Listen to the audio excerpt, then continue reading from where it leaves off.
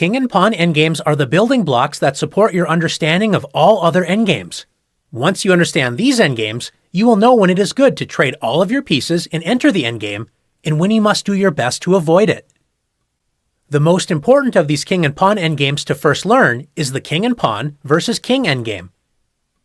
Knowing the rules of this endgame will bring you many victories and can also help you draw the game being a pawn down. How can we tell if a position is a win or a draw? The key is the idea of opposition. In this position, both kings are battling for the key squares c6, d6, and e6. White wants to move the king to one of these squares to help advance the pawn, and of course, black will do anything possible to prevent this. White could advance the king to f6, but then black would play king d6 and win white's pawn. After d6, black must know exactly what to do in order to draw the game. When defending this position, remember to always keep your king directly in front of the pawn and to always stay on the same file as the pawn when retreating. The only move to draw the game for black is king d8. But let's see what happens if black plays any other king move. After king e8, king e6, and king d8, when the pawn advances to the 7th rank, the defender always wants the move to be with check.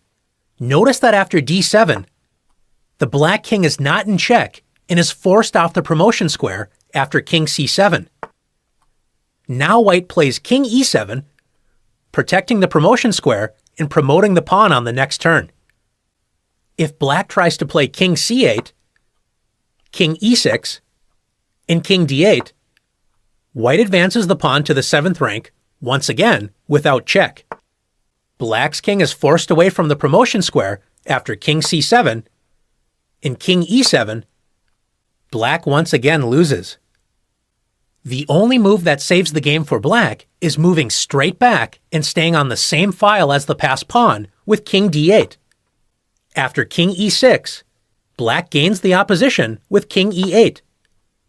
If white moves the king away, black will immediately move the king in front of the passed pawn and move back and forth on the same file as the pawn. After d7 check, the pawn advances to the 7th rank with check, which means that black's king can move in front of the pawn and block it with king d8. If white moves the king away from the pawn, black simply captures it. So after king d6, the position is a stalemate. Let's take a look at another example. In this position, white has only one winning move. In order to win this king and pawn endgame, you want your king to be in front of the passed pawn. White takes the opposition with king e5. White has the opposition because the kings directly oppose each other with one square between them, and it is not white's turn. Since black has to move, white is going to gain one of the key squares, d6, e6, or f6. If black plays king d7, white's king will advance to f6. If black plays king e8, white will play king e6. And if black plays king f7, black's king has given up protection of d6, so white takes over that square with king d6. If black now plays king f6, black now has the horizontal opposition, as there is an odd number of squares between the two kings, and it is not black to move. Although black now has opposition, it doesn't stop white from simply marching the pawn up the board with e5 check. If black's king doesn't move to f7 right away, white will simply march the pawn up the board. And after king f7, white takes over opposition with king d7.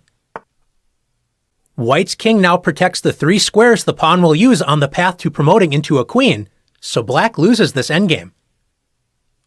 Instead of king f6, black could have tried to control the promotion square by playing king e8. White now wins by gaining opposition once again with king e6. And after king d8, black's king gives up control of f7, so white takes it with king f7. After king d7, white's pawn marches up the board with e5.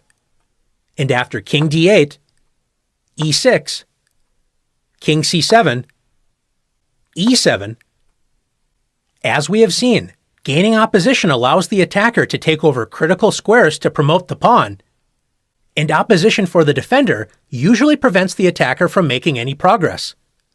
There are some cases when gaining direct opposition does not work. Let's take a look. In this position, white is threatening to take opposition with king d6. Although black can gain opposition with king d7, black is still losing. It doesn't matter which side has opposition if the side with the pawn has a square to advance. After d4, white takes over the opposition and will win the endgame with proper technique. Here is another position where opposition does not save the defender. After king d8, even though the defender has opposition, if the side with the pawn can get the king on any of the 3 squares in front of the pawn on the 6th rank, in this case c6, d6, or e6, the side with the pawn will win no matter which side has opposition. This is because white can force the black king off the promotion square at the right moment.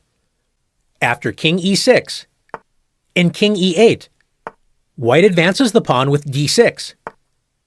And after king d8, notice white is able to advance the pawn to the 7th rank without check after d7. This means black's king is forced off the promotion square. After king c7 and king e7, white will win the game. Let's take a look at one last example. When the side with the pawn is left with a rook pawn, opposition does not help. Once the defender's king is able to control the promotion square, the game is drawn as the king will simply move back and forth and never leave the corner of the board. After king a6, white has direct opposition, but notice that after king b8, opposition did not give the king a key square to use to move forward and escort the pawn, which is the point of opposition. After king b6, king a8, a6, king b8, a7 check, king a8, king a6, black draws the game with stalemate. Direct opposition can be a tricky idea to learn, but once you understand it, you'll be winning or drawing games without a second thought. Now it's your turn to practice direct opposition.